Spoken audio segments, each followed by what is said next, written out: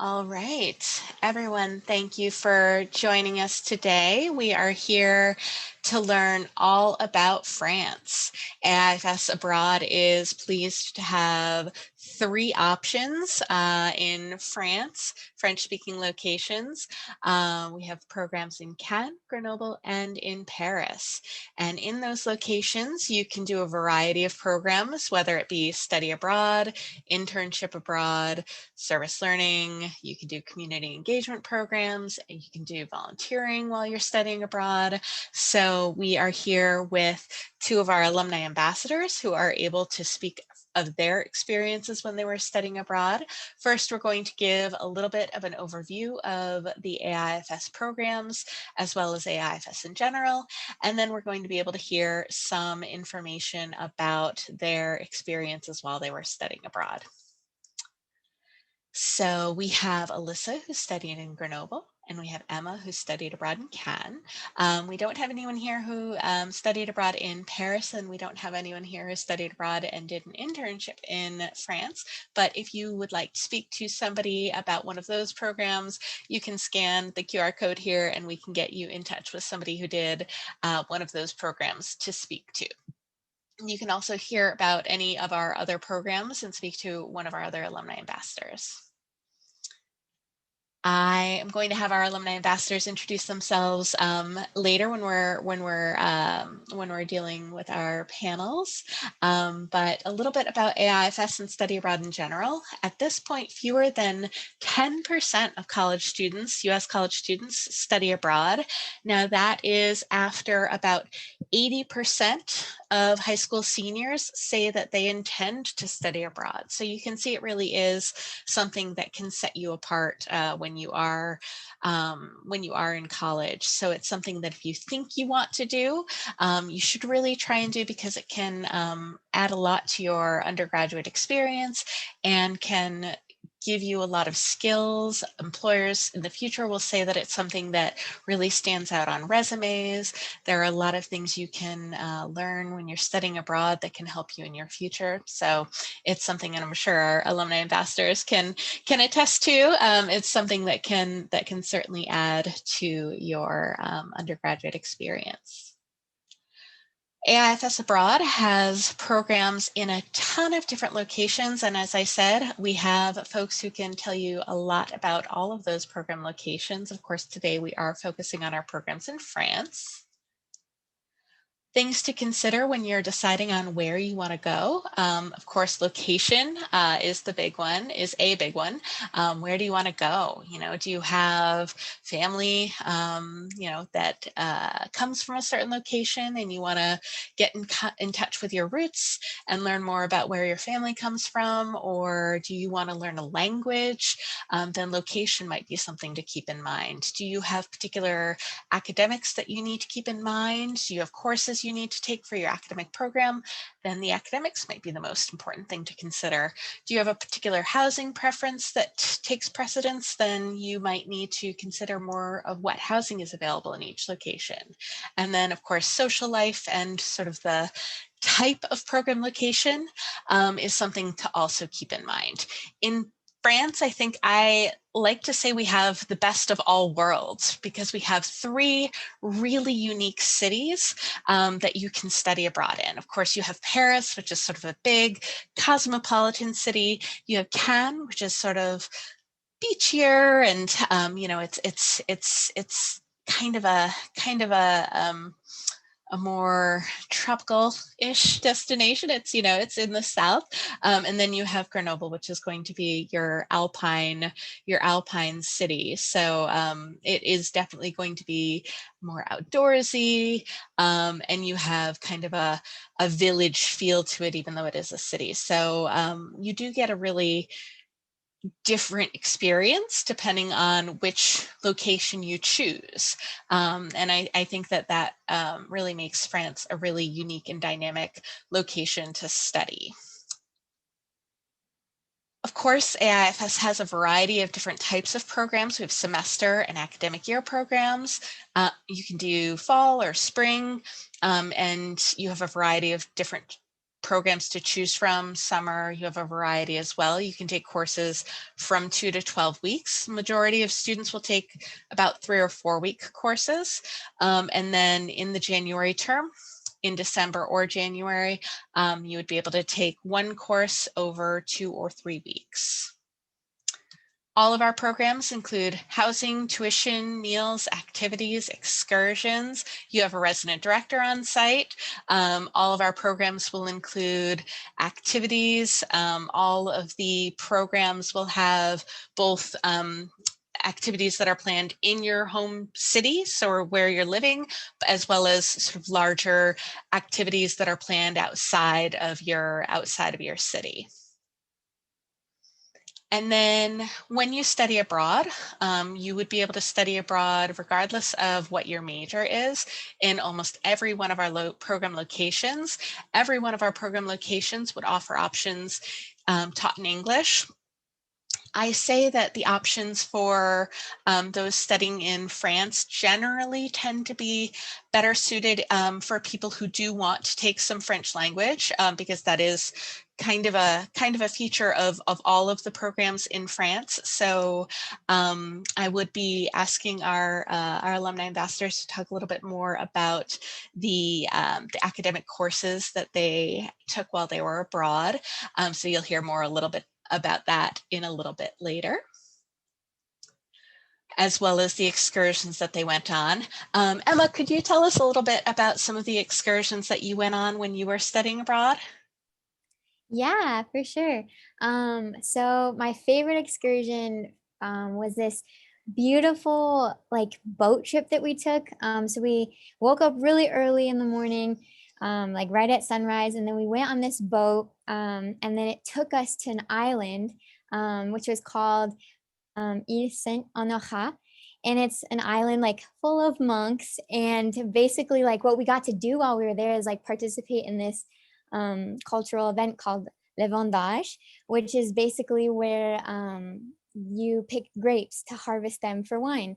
And so here I was like not really speaking too much French yet, just like in the middle of this island, so beautiful, with these French monks who were just picking grapes with me. It was so amazing. And then afterward, we had lunch with them, and everybody was so kind, and we got to meet people from all over France who were coming to pick the grapes too. So it was quite amazing. That sounds like an experience that you wouldn't have any other time but studying abroad, really. And how about you, Alyssa? Tell me a little bit about one of the excursions that you remember the most. Yeah, of course. So like we said earlier, the 3 locations in France are so different. So my favorite excursion was actually up in the mountains. We had an alpine weekend where we took a little trip for the weekend up into the Alps, which are just the largest mountain ranges in France, and it was just absolutely breathtaking. Like everywhere you turned, you just saw the snow-capped mountains. And we went snowshoeing one day, so we hiked all the way up mountains and saw all the views. And then the next day, we did go to a hot spring spa that was in the mountains as well, so that was kind of cool. And it definitely was my favorite excursion that we took. A bunch of the girls in my program went as well, so we got really close through it. And like we said in Emma's excursion, it's one of those things where it's like, I can't believe I'm doing this right now.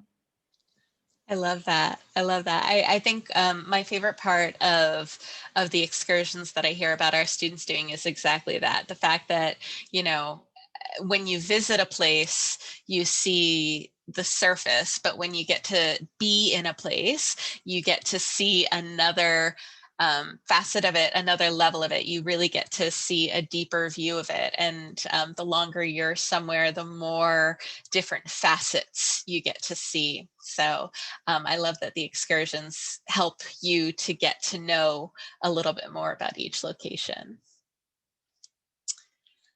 Of course, there are many, many reasons about why studying abroad can be beneficial to you, why it's something that our alumni ambassadors chose to do, and I'm sure they'll tell you a little bit more about that.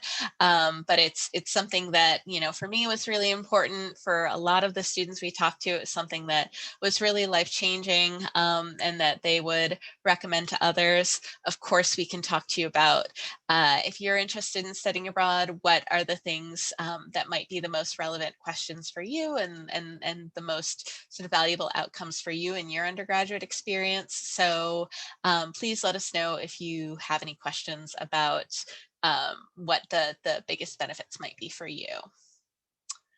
Of course, in France, as I mentioned, we have 3 programs available for the semester, as well as for the summer. And then we also have multi-destination, what we call our traveling programs. And we do have programs that would have a component that would be available in France. For example, our European Art and Architecture program would have one component that would have that would be in France, and you would learn while you're there about French art and architecture.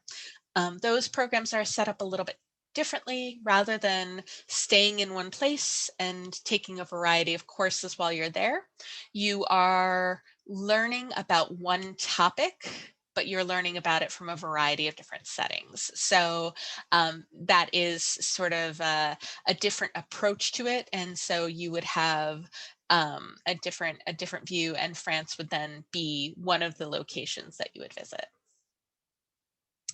Of course, we've mentioned internships already. We have with AIFS, you can study abroad and do a non-credit internship in Cannes during the spring only. It would be at the film festival. And then in Paris with Global Experiences, there are a number of different topics that you can do an internship in. On the left-hand column, I have put all of the ones that you can have reasonable French language skills, and then in the right hand side you'll have to have more French language ability there. And then if you need any further information about that, you can email info@globalexperiences.com and they can get you pointed in the right direction. You can also email any one of us and we can get you that contact information as well. There are community engagement opportunities in a number of different locations, specifically in Grenoble, France. For the semester, you can do community engagement in Grenoble, as well as volunteering opportunities available in Cannes, Grenoble, and Paris, in all 3 of our program locations. Emma, Alyssa, did either of you do any volunteering or community engagement while you were overseas? Yeah, I was able to actually tutor a little girl who wanted to learn English. So I was learning from her at the same time, you know, trying to teach her English in French while she was trying to learn English as well. So we really it was really nice. She was really sweet, and it was nice to just kind of learn it that way. I love that. And how about you, Emma? Yeah, I did the same thing actually. I tutored a little girl as well. Super cute. She was like 3 or 4 years old. But it was like Alyssa was saying, it's amazing to see like this little girl is teaching me French while I'm teaching her English. And it was such an amazing experience. And I keep in contact with her mom today. And so that's just such a fun sort of thing to get to do. And I looked forward to every Wednesday getting to like go over to her house. And it was just such a wonderful experience. I love that. I love that you have a chance to also see sort of a family structure and learn a little bit more about that, about, again, as we say, another facet of, you know, family life and, you know, the community that you're living in. We have a lot of different questions that come up, of course. When you're studying abroad, all of these questions are things that come up throughout the application process and things that we can help you answer. Some of these are going to come up during our panel discussion, so I'm not going to focus too much on these right now. But again, if you have any questions about these, we're happy to answer them for you. And again, we have a couple of student testimonials here, but again, our alumni ambassadors are going to be the best to speak about these, so we'll want to give them the opportunity to. And with this, I would like you to please turn your attention to our panelists. Emma, if you could start by giving us an intro, your name, your home university, and the city you studied abroad in France. Oh, technical difficulties. Hello.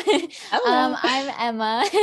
I studied abroad in Cannes, France in the whole entire academic year. So from fall 2019 to spring 2020.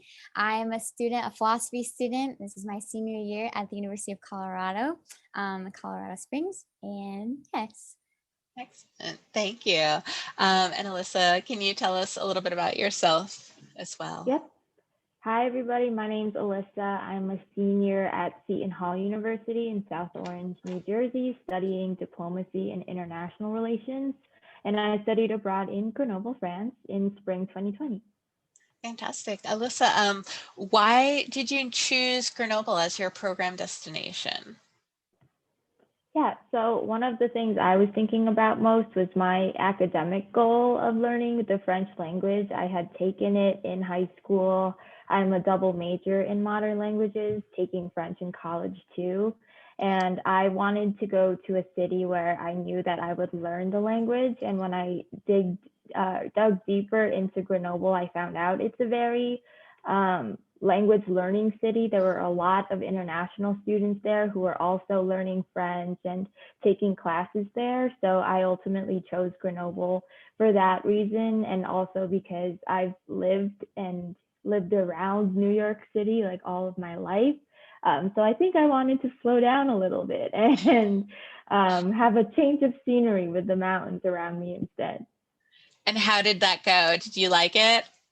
The Loved change of it. Speed, yeah. I loved it. Waking up to the mountains outside my window, nothing beats it. I love that. And how about you, Emma? How did you choose? You were in Cannes for the whole year. How did you choose Cannes as your study abroad destination? Yeah, I live in Colorado, so I have the mountains around me all the time, and I was like, I'd like a different change of pace. And I lived near Chicago when I was growing up, and so I was like, I've never lived by the beach before, and Cannes is so gorgeous. Definitely, like when you think of France, I personally like didn't think of like tropical anything, and so when I got there, super excited when I was doing the research, just like really, really exciting opportunity. I saw that there was an opportunity to intern at the film festival, and like film interests me a lot. And so I was really excited to maybe get that opportunity. And I also, like Alyssa was saying, I hadn't taken too much French. I wasn't too good at it. And so I really wanted to be in a place where I could learn a language. And I found out that Cannes has a language school. And so that's, it was like a bunch of international students there. And so I was like, oh, yes, we're going to do that one. Yeah, absolutely. And how did that go with your French language? Do you feel like you were really able to progress? Yeah, I started off like right just above the level where people don't know any French when I tested in. And then it's amazing to see like now I'm like considered toward the upward of like higher level intermediate French. So like being there a year was a really nice thing for my language skills. Congratulations. Yeah, well done. And so other than French language, what classes did you take while you were there, Emma? So I took, wow, I took so many. Well, obviously all the French language courses that we could take, we had those for 3 hours a day, every day. And then I also had French civilization. I had French theater, cinema, art history. So those are some of like the more core semester classes that I took. Yeah, and then in the Cannes program, the French language is really a focus. It's kind of you were saying 3 hours a day, so you're really taking a lot of the French language, maybe more so than most students would expect to be taking in a course. So you were able to really focus on that. The other courses that you were taking, were you taking those taught in English, or were they taught in French? Yeah, great question.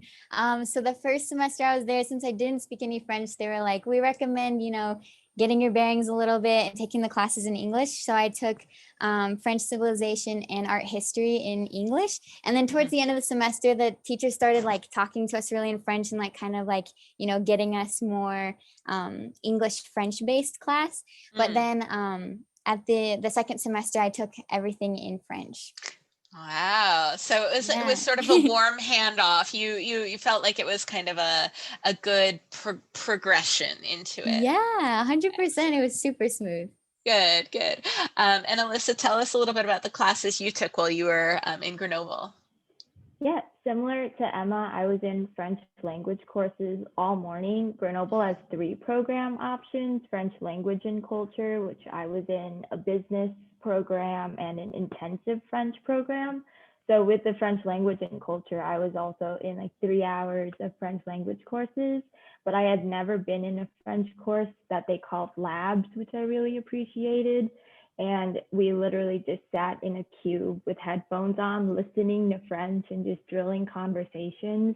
So that really helps with me just like being able to understand it better when I was hearing it, like out on the streets in the real world, and just being able to answer back to people talking to me. And then in the afternoon, I also took elective courses that were all in French. And I took a politics of modern France course. I took civilization and mythology like 𝗟𝗚, and I took French language and culture. Excellent. Were there also courses offered taught in English as well if your French wasn't quite so good? Did you have friends who took any courses taught in English? I believe the business school had more of the English courses, but I was in the campus that was really like mostly fully focused language on learning. Yeah, so I think all of my friends in my program were all in French too. Congratulations to you as well. That's quite an accomplishment. You must feel proud. Thank you. Thank you. Do you think that the courses were structured similarly to in the US? They had tests and exams and things on a regular basis, or were you really kind of focused on like an exam at the end? It was definitely more so one midterm and one final for the electives, but in the language courses, it was more so like assignments throughout the semester. So I'd say the electives were more similar to States or the United States learning kind of, where it's more lecture based and you have those 2 big exams, but yeah. All right, pivoting a little bit. Did you get involved in any clubs or student activities, Alyssa, while you were abroad? I didn't, and I wish that I did. I think I was very nervous when I got to France, like, oh, I'm not going to be able to speak to the locals. But one of my friends did join. She's been skiing her whole life, and now she's in the capital of the Alps. So she joined a ski club at our university. So it was really cool to hear her stories of engaging with the locals and going skiing every weekend. Yeah. Oh, how about you, Emma? Were you able to join any clubs or activities? No, I didn't either, and I definitely wish I did. It seems like Alyssa and I had like pretty similar experiences. But yeah, my school did have like they offered a lot of cultural sort of events that you could go to. So I like participated in one with cinema where we got to like meet up with these people who were actually like working in cinema, and we like made these little short films. And so they had stuff like that, not necessarily clubs or anything, but just like fun little cultural events like that. Yeah. Another question for you, Emma. How do you feel your social identity, or how you see yourself, how do you think that was impacted by being abroad? Oh, that's the $1 million question. That's a big question. Yeah. Yeah, I think, when you go to a different place, I just felt like I was myself, but I saw myself changing every day. And I saw like, as I learned this language, I became different. My mannerisms are different now. I like take back with me. My grandma calls me a little French girl now, which is super funny. I mean, I don't really feel like it, but that sort of sticks with you. And so I really have found that this whole experience is kind of shaped who I am in a way, and like curved sort of this new person that's like willing to try things, super excited about life, and just like, obviously I have two languages in my head now, which is kind of a crazy thing. So yeah, it definitely impacted who I am as a person. Yeah. How about you, Alyssa? Do you have any thoughts on how it impacted your social identity being abroad? It definitely has. Like Emma said, I feel like when you go abroad, the world just seems so much bigger, and you kind of feel so much smaller, but that's kind of exciting to think about, knowing that there's so much more out there. And I do believe that I've changed so much. I was only there 2 months because I had to go home because of COVID, but those 2 months just changed my outlook on life, really, and how much I value time more, and how much I want to just explore new things and explore the world and see how I fit in this big, big world. But one of the biggest things that I thought really changed me, I've always been a very political person. I'm an international relations major.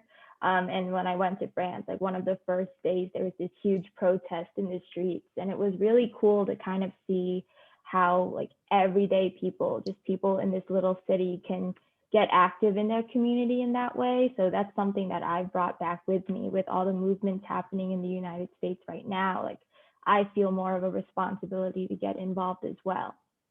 Yeah, that's a really interesting point. I think that's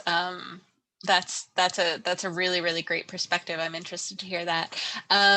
Tell me a little bit more about the experience with COVID and being abroad when COVID was developing. That was going to be a question I had a little bit later on, but Alyssa, since you mentioned it, I think this would be a good time to talk about it. I know that must have been a hard thing, but also something that that you must feel like you have navigated something that so few people navigated. Tell me a little bit about your experience having navigated being abroad during COVID and that. Yeah, my friends and I always said while it was happening, it was like going through the stages of grief. Like we were all like going through denial for so long, like, oh no, it'll be fine, it'll blow over, like all of that stuff. But Grenoble is really close to Italy. So when things started to get bad there, our alarms started sounding off, and there were a lot of uncertainties going around, and it was definitely stressful to think about, thinking that this semester that a lot of us have been having the best time and have been looking forward to for so long might get cut short. And I think that what we really leaned on was our resident director. I loved my resident director so much, Miranda. She really, her door was open all the time if we just wanted to talk to her about the anxieties that we were feeling, and if we should start planning to go home or anything like that. And she was very transparent from the start. Like, this is what's happening in Italy. This is what's happening in the United States. There is a chance that the State Department level advisory is gonna send you guys home. And I really appreciated that honesty of it. So we could kind of start to get ready, and we started even acting differently and just seizing every day that we had there. So it was definitely hard when that email and that call came that we were going to be sent home, but it genuinely, truly was just the best 2 months that I got. And I'm very grateful for those 2 months that I got. And if anything, yeah, I feel like I am a stronger person going through all of that and navigating going into this new place and then having it ripped away and having to go home during a pandemic and, take my classes online instead. And yeah, I feel like AIFS did a really good job of making sure our safety and health were put first, and I'm very grateful for that. Thank you. I'm glad you feel that way. Emma, maybe you could tell us a little bit more. You had more time, of course, in Cannes, but I know that you had a similar similar ambiguity at the end of your program. Maybe you could talk a little bit about that. Yeah, for us, it was like definitely a shock, because we had heard too that, things were getting tough in Italy, and we're like an hour and a half away from Italy.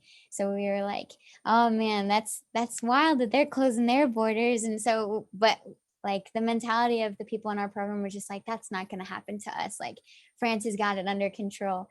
And, you know, as we started to see like things developing and getting worse, and especially in our own country, we were like, oh, this is a possibility that we're going to go home.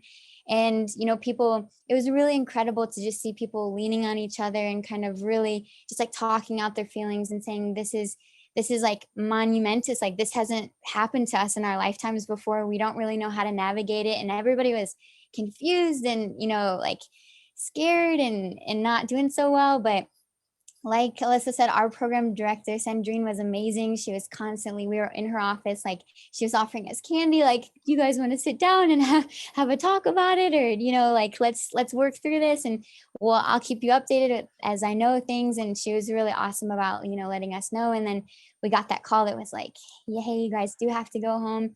And, you know, everybody was so sad. We were trying to figure out ways that we could stay. And then, you know, it kind of hit us that yes, like it would have been another adventure to stay, but AIFS really did have our safety in mind. And like, you know, nobody really knew what the right thing to do was. And so, you know, at the end of it, we were just like, okay, going home is a good idea. And so it did get cut short. And for a lot of my friends, they had come the second semester. And so that was like really tough for them. I fortunately had the opportunity to be there a couple months ahead of time and like really get to spend some time there. But it was such an amazing experience. And like I heard from all of my friends that did have to leave quite shortly that, you know, those 2 months were so worth it. And that, you know, you change so much in those 2 months and your life is just so different already, you know, that having that idea of knowing that you're going to go home and like living it up and like really doing all the things that you wanted to do in a short amount of time and like with the people that you love and the people that you just met, it was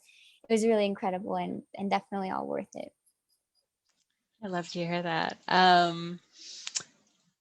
Changing lanes a little bit again. Emma, can you think of anything you wish you had known about your study abroad location prior to studying there? I definitely wish I would have studied French a little bit more before going. But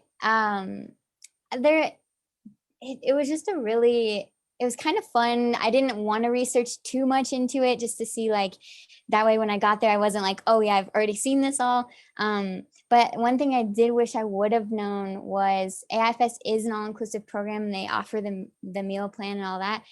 We had meals for breakfast and for lunch, but we didn't get dinners. And that's because the students in the program were saying like how the cuisine in France is so amazing that, you know, you just want to go out and try everything in the restaurants. And so a lot of students weren't even using that and they weren't eating in the cafeteria. And so they kind of were just like, we'll use that money for something else. And so they kind of ixed the dinners, which is something like, you know, that is nice to plan for, but it was really cool getting to like go out to all the restaurants and try things regardless.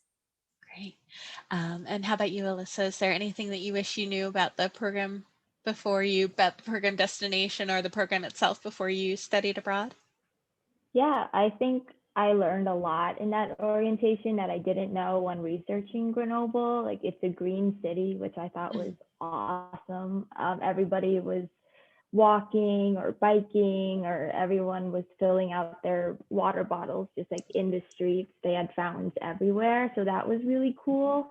But I think that I do wish I had known how different the education system would be in learning French, just because here in the States, I am not a morning person. I schedule all my classes after 11 a.m. But then when I went over there, I was in French class from 8 a.m. to 11 a.m. So that was definitely an adjustment that I had to make.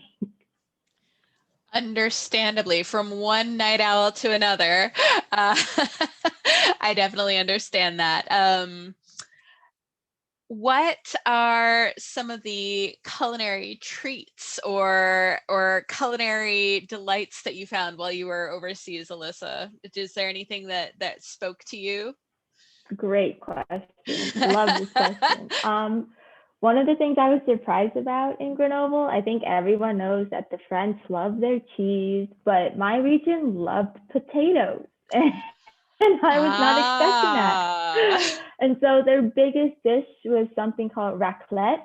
which is like a little pan that they bake with potatoes and goat cheese, and there's like melted cheese on top, and it was amazing.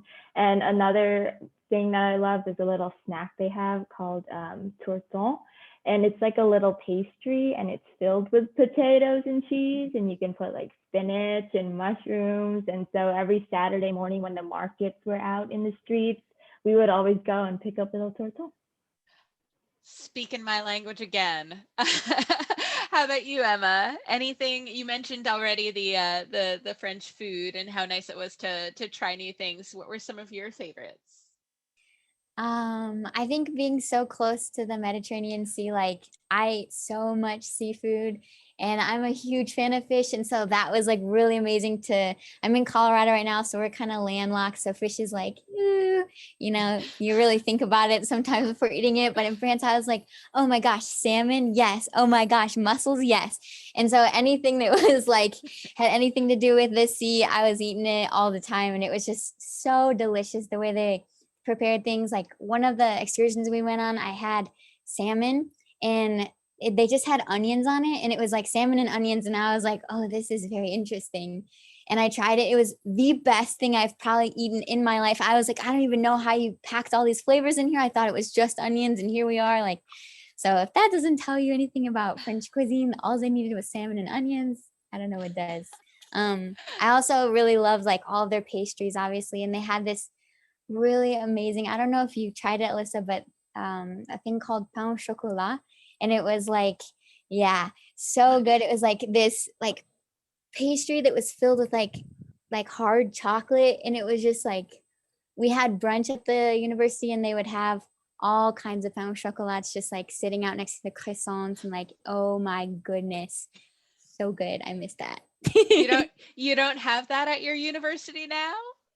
Oh, no, not at all. It's so bad. Aww. Tell us maybe then, to just close, for our final question, Emma, what are some tips or resources that you would have for being successful in your study abroad location for future students? Yeah, for sure. Treat it like it's an amazing experience, because it will be. Also just kind of keep in mind, like, if you're in France to learn the language, like, go out and speak it. Like, the French love their language. They seriously just made it, they will change little rules just so that it sounds beautiful, and so they're really passionate about it, and they love speaking French. So just go out and like actually try and speak French to the locals.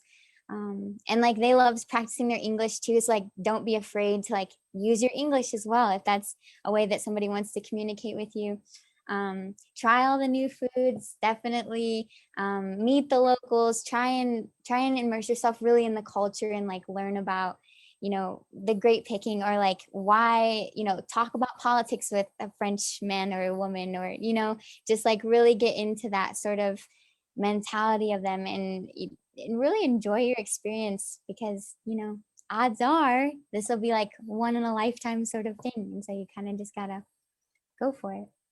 Great. And a follow-up to that, what was the best experience of going abroad, Emma? I think just all of the amazing people that I met, like at my study abroad location. The staff were just incredible, and I love them also dearly. And I met people from all over the world, like people all the way from Japan to Brazil to, like other people that were in Europe already. So I got to make these amazing connections with people, and like now I'm going to go visit all of them, and like they're going to come visit me. And so that experience was probably just the most amazing thing to see, that no matter where you are in the world, there are always going to be people like from different cultures and different languages who like speak your language, and like are going to be friends with you and like help you grow as a person. So that was really cool. I love it. And Alyssa, to close then, what are some tips and tricks that you have for being successful in your program location? Yeah, I agree completely with Emma, just to put yourself out there, like as cliche as it is, like step outside your comfort zone, talk to that person who you're sitting next to in the coffee shop, talk to everyone that you see, really speak the French language because you will learn it by the end of your trip. And especially, you know, right now in these uncertain times, definitely just to take advantage of everything, of every single day, of every excursion and cultural activity that your program has to offer. Because you never know what tomorrow will bring. You never know if you'll be able to get this opportunity again. And it's such an amazing, like life-changing opportunity that you just have to take full advantage of everything that you're getting. And yeah, I guess that's it. It's kind of exactly what Emma said, but it couldn't be more true. I love it. And my follow-up question for you, what was the best part of your experience abroad? I agree. It's totally the people, and I've always wanted to travel. So I would say it's the people and the traveling that you can do. Like everything's so connected in Europe, especially, and in France, especially. And we're already talking only about 3 cities that are completely different, but you can really take a bus or a train anywhere in Europe and just open yourself up to so many more cultures and so much more food and so many more people. So it really is one of those experiences that I am just so grateful for. I know I spent a week backpacking through Eastern Europe with a bunch of the girls that I met in my program. And we're all still super close now. So it's like the memories that you make with the people that you meet really are just unforgettable. Yeah. And I know I said that was the last question I had for both of you, but I realized that we haven't really touched on Paris at all. Did either of you get a chance to visit Paris while you were abroad? Can you each give me 2 favorite things about Paris? Okay. First, you will always find a good cup of coffee, no matter where you go. It's so nice to just sit somewhere, order a coffee, and know that it's always going to be great coffee.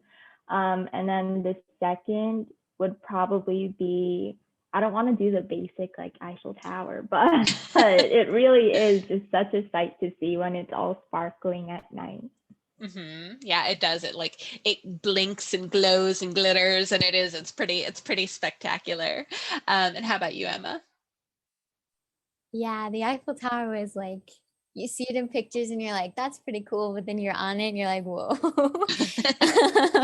But I don't know how this like movie moment happened, but I was up on the Eiffel Tower and like all of a sudden it started snowing and then the lights started going on and blinking, and I remember I was there with some of my friends and like I looked at my friend Nick and like we were just like, we started crying. We were like, we're in Paris, you know, like it was just such an amazing feeling. So definitely the Eiffel Tower, and also the Louvre. That was getting to see all that artwork was just, oh my goodness. Like, you know, I saw the Mona Lisa, which I didn't realize was so small, but then you know, you're like, don't think of it that way. But also getting to like see all the amazing sculptures, like the Greek and Roman sculptures. I like lost my marbles and was crying about all that. So definitely the art in Paris was incredible.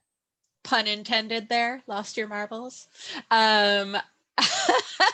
I thank you for that input. Paris is also obviously a wonderful city. It's got a great transportation network, obviously really well connected to other locations in Europe. It's got beautiful gardens. So we can always answer questions for folks if they have any about Paris. The next thing I want to tell people about are just options for if they have any questions either about applying or just getting some more information. This is going to be the info needed to kind of take the next steps. And then info about upcoming events and webinars that we have. And if you have any questions for me, again, I'm 𝗟𝗧, and I was able to host this event today. I was very happy to do so, and I'm available to answer any questions anyone might have. Thank you all for joining us today. We are really glad that we were able to be here. Thank you to Alyssa and Emma. You were fabulous representatives of studying abroad in France, and we are so glad to have you here today. Thank you again.